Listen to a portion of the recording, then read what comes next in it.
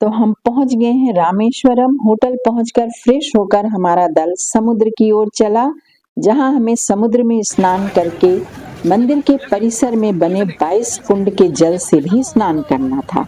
रास्ते में एक से एक बढ़ करके चीजों की दुकानें सजी थी। आप भी देखिए, रंगोली तो जैसे यहाँ हर घर की शान है। सुबह उठ करके साफ सफाई के बाद स्नान ध्यान के बाद पहला काम यहाँ रंगोली डालना होता है। क्या दुकान हो, मकान हो, होटल हो, रेस्टोरेंट हो, जरूर डलता है। तो यहाँ देखिए, सीप और नारियल की बनी चीजें बहुत अच्छी मिलती हैं। आपको अगर खरीदना है तो वापस लौटते समय जरूर शॉपिंग कर लीजिएगा, क्योंकि जाते समय मत कीजिएगा। जाते समय कीजिएगा तो हाथ में आपके सामान हो जाएगा, थोड़ा वजन हो जाएगा, इस कारण से। अब आप देखिए कि सामने विस्तृत हिंद महासागर है, और यहाँ पर देखिए, वैसे हिंद महासागर की जो लहरें हैं वो काफी धीमी चलती हैं, तो लोग यहाँ पर काफी दूर तक जा करके यहाँ स्नान कर रहे हैं। तो अब हम पहुंच चुके हैं अग्नि तीर्थम।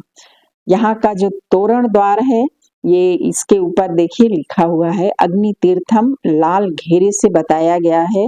ऊपर एक पीली ध्वजा भी दिख रही है। तो कहते हैं कि ये वही स्थान है जहां से लंका से लौटने पर माता सीता ने अग्नि परीक्षा दी थी।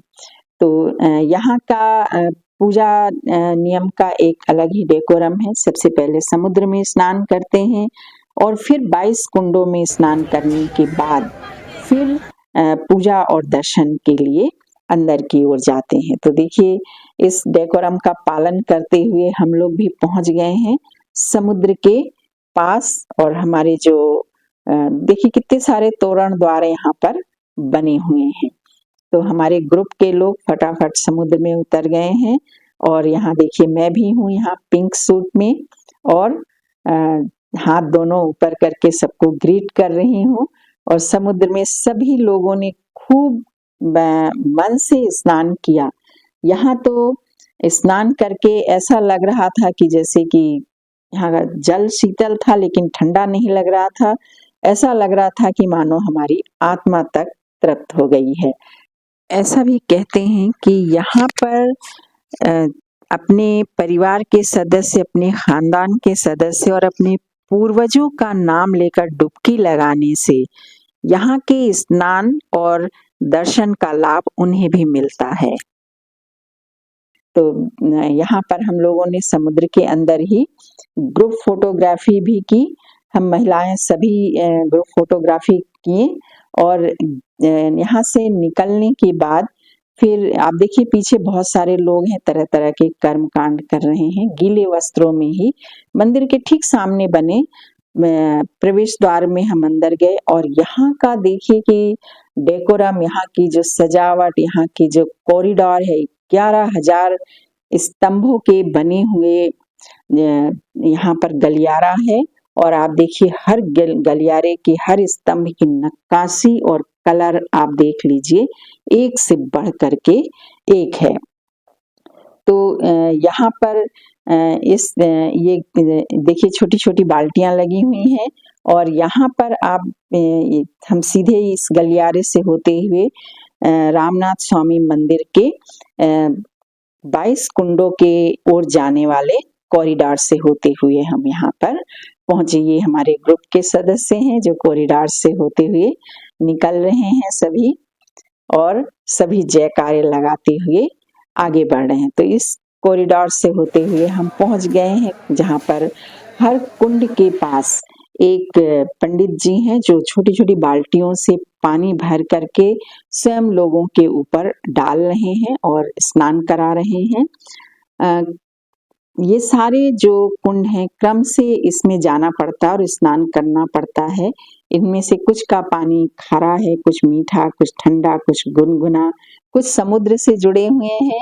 ग्रुप फोटोग्राफी चल रही है ना, तो कुछ प्राकृतिक झरनों से जुड़े हैं। ऐसा कहते हैं इन 22 कुंडों में स्नान करने से आपके और आपके पूर्वजों के 7 जन्म के पाप नष्ट हो जाते हैं, और पूर्वजों की आत्मा तक तृप्त हो जाती है, उन्हें मुक्ति मिलती है।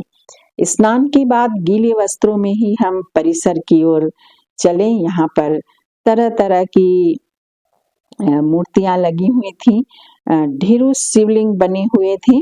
ठीक है, तो यहाँ स्नान करके हमको जो अनुभूति हुई, हम कह सकते हैं कि वो शब्दों से बिल्कुल परे है।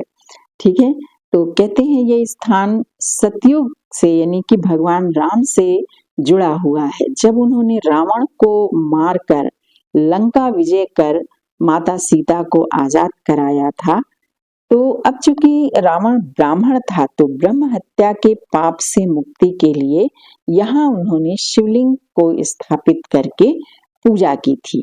तो एक ये मैसेज जाता है कि आप चाहे कितने भी बड़े क्यों ना हो और पाप करने वाला कितना भी कैसा क्यों ना हो, अगर वो ब्राह्मण है तो पाप के हत्या के पाप से मुक्ति के लिए भगवान को भी प्रायश्चित करना पड़ा था। तो कहते हैं भगवान राम ने हनुमान जी को शिवलिंग लाने को भेजा। हनुमान जी को देरी होते देख करके और शुभ मुहूर्त जाता देख करके माता सीता ने वहीं रेत से शिवलिंग बना दी और उसी की पूजा प्रारंभ कर दी। और थोड़ी देर के बाद जब हनुमान शिवलिंग लेकर के वापस लौटे, तो अब देखिए बाद में बताती हूँ, ये हम दक्षिणी द्वार पर पहुंच गए हैं और यहाँ से हम मुख्य मंदिर में प्रवेश करेंगे। तो हनुमान जी जब शिवलिंग लेकर पहुंचे और पूजा होते देख करके उदास हो गए, तो भगवान राम ने हनुमान जी के द्वारा लाई, ये देखिए 9 लक्ष्मी के स्वरूप यहाँ पर दिखाए गए हैं। तो भगवान राम ने हनुमान जी के द्वारा लाए हुए शिवलिंग को भी वहां पर स्थापित किया और कहा कि भक्त यहाँ पहले तुम्हारे लाए हुए शिवलिंग की पूजा करेंगे और फिर मुख्य शिवलिंग की पूजा करेंगे। तो कहते हैं कि हनुमान जी के द्वारा लाए हुए शिवलिंग पर एक नागमणि भी है, नीलमणि है एक्चुअली, है ना। तो देखिए हम परिसर में आ गए हैं, यहाँ पर दीप स्तंभ है। मैंने भी दीप स्तंभ से आरती लेकर के उसकी पूजा अर्चना कर ली है। बड़े बड़े वेदियां बनी हुई हैं यहाँ पर जहाँ लोग अगरबत्ती लगाते हैं और दीप स्तंभ भी बहुत बड़े बड़े बने हुए हैं। तरह तरह की मूर्तियां हैं।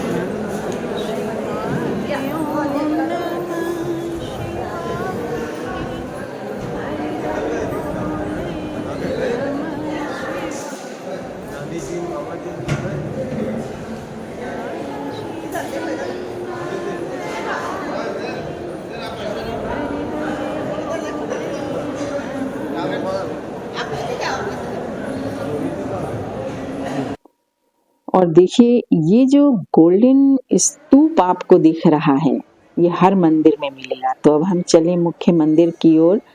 ठीक है, मैं नीचे खड़ी हूँ, बाकी हमारे ग्रुप के लोग ऊपर की लाइन में हैं। ये मामा जी हैं, समधी जी हैं, ये भारती जी हैं, ये सोनी जी हैं, पीछे मामी जी हैं और सब लोग हम लोग जा रहे हैं आगे की ओर। अब यहाँ ध्यान से आप देखिए कि इस स्थान पर फोटोग्राफी अलाउ नहीं है। दूर से मैंने फोटो लिया है और ये क्या है कि अंदर देखिए ज्योति दिख रही है, ज्योति भी नहीं है, आप कह सकते हैं दीपक जल रहा है, वो दिख रहा है। तो आप भी यहाँ पर दर्शन कर लीजिए। हमने दूर से लिया, उसके बाद हमने कैमरा बंद कर दिया था। तो ये सिर्फ दीपक जल रहा है। ये वो शिवलिंग है जो माता सीता ने समुद्र के तट पर रेत से बनाया था। तो यहाँ पहुंच करके बहुत अच्छा लगता है। जय श्री राम, हर हर महादेव।